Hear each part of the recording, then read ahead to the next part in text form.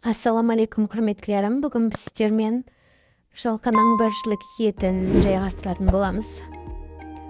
Және де видеоның соңында ішек қарынның қалай иісін кетіру жолын айтамын.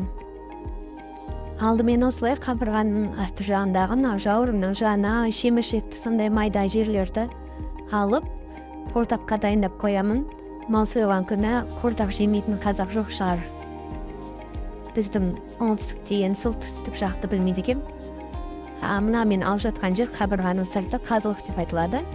Ол қазылықты бөліп, ұзынша етіп турап, алдын ала дайындап қоямын.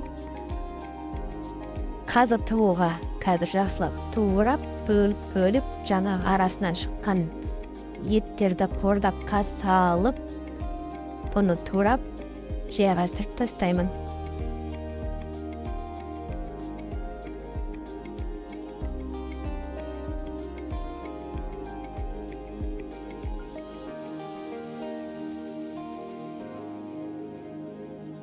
Қазылық етімді турап болдым. Енді қазір сүйектерге, жіліктерге кірісетін боламын.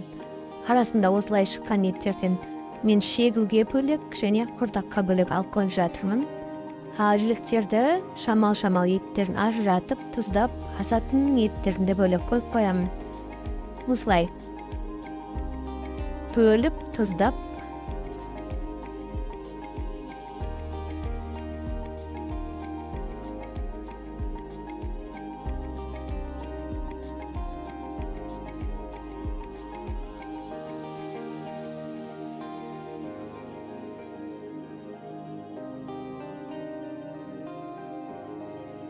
жүрек пен бүйректі де қордаққа турап қосып жіберемін.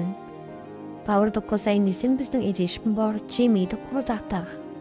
Сондықтан оны қоспадым, одан кейін котлет немесе паштет жасайтын боламын.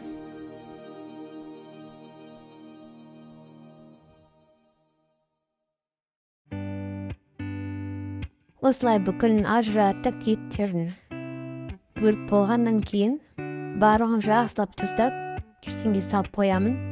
Енді қазылық етке чеснок пен тұзды қарабашты жақсылап майдалап турап, араластырып, оны да жақсылап тұздап қоямын көп. Енді осылай жұмсақ еттерді мякіттарын мен бөліп тамаққа алуға ыңғайлы, салуға ыңғайлы, еруге ыңғайлы дайындап қоямын. Морозильникке. Енді ішек қарынның жайына кірісейік. Бірінші жақсылап суға жуып алдым. Одан кейін қайтадан тұзға мыжып осылай жақсылап көбірек тұз салып, әбден мыжып жуып аламыз. Сыртындағы жылтылдақ нәрсесі кету үшін. Ішіндегі де жақсылап осылай тұзға жуып аламыз бірінші. Одан кейін салқын суға. Содан кейін салқын суға жуып тұзын бәрін жуып тастаймыз тағы да су алып, ішіне менде мынандай 2 шай қасық чайный сода шығады. Примерно. Содан салып, ішіне тағы да лимонный кислота салып, көлеміне қарай енді сеуіп, көз жобамен солай сеуіп шығамыз. Енді примерно бір жарты чайный ложка лимонный кислотамен уксус 3 столовый ложка әр жерінен құйып, осылай көпіріп реакцияға түседі. Осылай күйінше енді бір 2-3 сағатқа қалдырып қоямыз. Содан кейін жақсылап жуып, таза суға тұздап салып қойсаңыздар, жеген кезде иісі шықпайды.